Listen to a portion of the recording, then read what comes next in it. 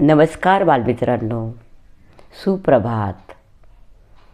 बऱ्याच दिवसांनी आज मला व्हिडिओ बनावासा वाटला. चिमुकल्यांचे पंख या यूट्यूब चॅनलवर आपले खूप खूप स्वागत आहेत. बघा, या चॅनलचं मी पूर्वी म्हणजे सुरुवातीला असं शीर्षक ठरवलं होतं, छान छान गोष्टी. परंतु मला हे काही एवढं छान नाही वाटलं. मी विचार करून एक नवीन शीर्षक ठरवलं, चिमुकल्यांचे पंख. तर हे शीर्षक ठरविण्यामागचा जो उद्देश आहे हा फार महत्त्वाचा आहे. ही जी चिमुकले, आपल्या घरामध्ये असलेली मुले, ती 2 वर्षाची असो, 3 वर्षाची, 4 वर्षाची, 5 वर्षाची, 10 वर्षापर्यंत कितीही मोठी असो, चिमुकलीच. ही जी चिमुकले मुले आहेत, ही आपल्या भविष्याचा आधार आहेत. बघता बघता ही छोटी मुले कधी मोठी होतात ही आपल्याला कळतच नाही. या छोट्या मुलांकडे लक्ष देणं, ते काय करतात काय नाही हे बघणं, हे प्रत्येक पालकांचं आधी कर्तव्य आहे. बघा, लहानपणापासून एक कच्ची वही, त्याला इंग्लिशमध्ये रफ बुक असे म्हणतात. मला आज या कच्च्या वहीवर बोलावेसे वाटले, म्हणून मी हा व्हिडिओ आज सादर करीत आहे. कच्ची वही, की आपल्याला वाटतं काय कच्ची वही, अरे पण या कच्ची वही मागे फार मोठा अर्थ दडलेला आहे. ॲक्च्युअली कच्ची वही याच्यासाठी असते की एखाद्या वेळेस मुलाने शाळेत जाताना दुसऱ्या कोणत्याही विषयाची वही जर नेली नाही, तर त्याला प्रश्न पडतो की आता जर मॅडम आपल्याला काही लिहून देत आहेत स्कूलमध्ये, तर मी ते कोणत्या बुकमध्ये लिहू? नाही तर मग तो बसून राहतो, मग त्याला काय करावं काही कळत नाही. तर अशा वेळेला त्याच्याबरोबर कच्ची वही असणं अतिशय गरजेची गोष्ट आहे, की त्यावेळी तो जो मॅडम त्या विशिष्ट पिरियडला जे काही शिकवतात ते तो लिहून घेऊ शकतो आणि घरी गेल्यानंतर तो आपल्या पक्क्या वहीमध्ये ते उतरवून घेऊ शकतो.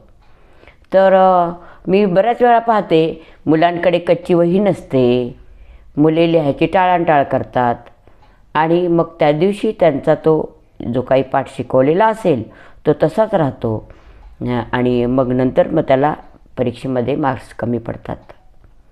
तर नुसता एवढ्यापुरताच हा विषय मर्यादित नाही आहे. तर बऱ्याच वेळा असं होतं की मध्ये मध्ये मुलांना थोडा मोकळा वेळ मिळतो, मग त्यांना काहीतरी करावंच वाटतं.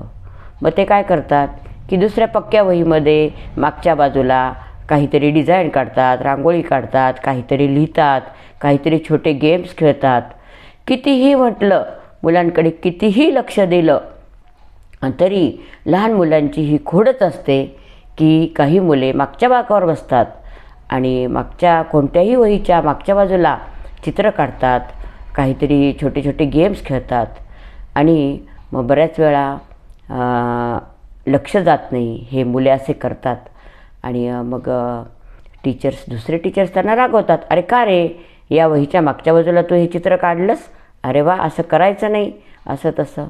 तर अशा वेळी जर कच्ची वही तुम्ही जर त्या मुलांना दिली, तर त्यांना जो फावला वेळ मिळतो किंवा त्यांच्या मनामध्ये काही साठलेलं असतं ते त्या कच्च्या वहीमध्ये उतरवू शकतील.